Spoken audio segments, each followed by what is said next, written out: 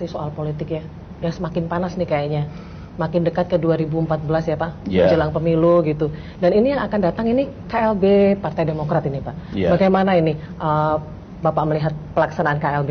Ya, itu juga beritanya luar biasa. Sebetulnya tidak seserem yang diberitakan di mana-mana, di warung kopi, di ruang talkshow, di liputan televisi dan media massa. Ya, namanya politik selalu ada perbedaan pandangan, selalu ada riak-riaknya. Bukan hanya khusus Partai Demokrat, partai politik manapun juga begitu. Sedang mengalami hal itu Pak ya? Ya, kongres ini kan diperlukan karena ketua umumnya sudah berhenti. Sedangkan beberapa minggu lagi partai-partai politik harus menyerahkan daftar calon sementara untuk menjadi anggota legislatif nanti. Nah, tidak mungkin kalau Partai Demokrat tidak punya ketua umum. Mekanisme untuk memilih ketua umum ya melalui kongres. Jadi ini sebetulnya tidak luar biasa, tapi begini, benar yang disampaikan tadi.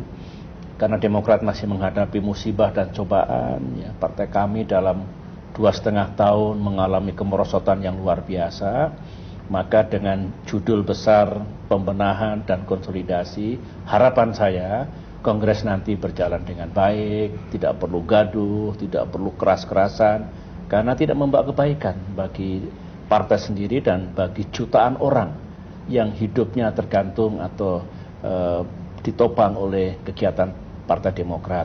Saya ingin seperti itu, biarkan mengalir, proses demokrasi berjalan, mudah-mudahan bisa diselesaikan dengan baik, penuh kekeluargaan, dan bisa dipilih ketua umum yang betul-betul mengurusi partai selama 2 tahun ini, dan akhirnya insya Allah partai kami bisa bangkit kembali. Itu sebenarnya. Dinamikanya Bapak bilang tadi kan sebetulnya masih terkelola gitu Demokrat begitu ya. Pak SBY ini sebetulnya kalau kita amati memiliki tradisi politik, misalkan ketika bicara kenegaraan selalu di istana begitu kan, ketika bicara soal politik di rumah begitu di Cikeas, itu kan salah satu tradisi yang ingin diterapkan begitu kan gitu.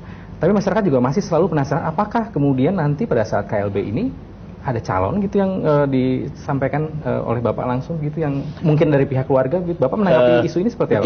Begini, itu banyak sekali rumor. Kalau harapan dan permintaan dari rakyat Demokrat itu banyak sekali. Ada yang minta saya langsung jadi ketua umum. Oh begitu ya? Betul. Jadi dirangkap gitu Pak? Pokoknya SBY jadilah ketua umum selama 2,5 tahun ini agar Demokrat bersatu dan partainya selamat dan bangkit kembali. Saya katakan begini, kalau saya ingin menjadi ketua umum sudah dulu-dulu, tahun 2005, 2010 juga sudah. Saya pikir tidak tepatlah. Kita bicarakan baik-baik nanti. Karena kalau ada musyawarah untuk mufakat, kita bahas sejumlah nama dan kemudian nanti cocok kalau nama ini yang paling tepat ya itu. Jadi lebih bagus saya berhenti di situ daripada nanti salah pengertian, dikira sudah mempersiapkan si ini si itu. Kita bicarakan dulu karena partai ini kan juga bisa berbicara satu sama lain. Kalau nanti akhirnya tidak harus kompetisi yang keras ya, bisa dibangun pengertian yang baik seperti, sekali lagi, seperti musyawarah untuk mufakat, yaitu yang baik. Tetapi kalau harus ada pemilihan sepanjang itu teduh, juga baik. Semuanya demokratis. Ya, itu yang insya Allah akan kami jalankan nanti. Jadi siapapun yang terpilih, itu akan menjalankan. Ya, pasti. Garusan banyak sekali ya. Menyangkut isu demokrasi. Nah ini kalau soal kita bicara, Bapak kan jadi presiden cukup lama ya Pak, bahkan merupakan presiden dalam kurun waktu terlama di era reformasi nih Pak. Insya Allah. Nah legasi apa sih yang ingin Bapak tinggalkan? Apakah sebagai Bapak demokrasi misalnya? Nah paling berat kalau saya ditanya soal legasi. Jadi banyak sekali wartawan kita atau wartawan asing ketika mewawancarai saya menanyakan, Mr. President, kira-kira Anda tuh ingin dikenang seperti apa, legasinya seperti apa? Tidak mudah menjawabnya, tapi begini saja Mbak Eno, Mas Acir.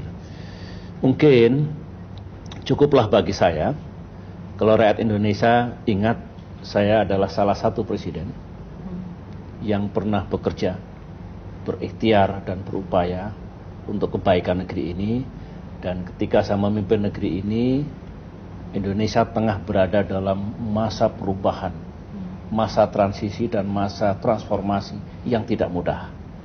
Kompleks, banyak permasalahan dan tantangan. Kalau rakyat Indonesia masih ingat seorang SBY mengemban tugas di era seperti itu dengan niat dan tujuan yang baik, saya sudah bersyukur.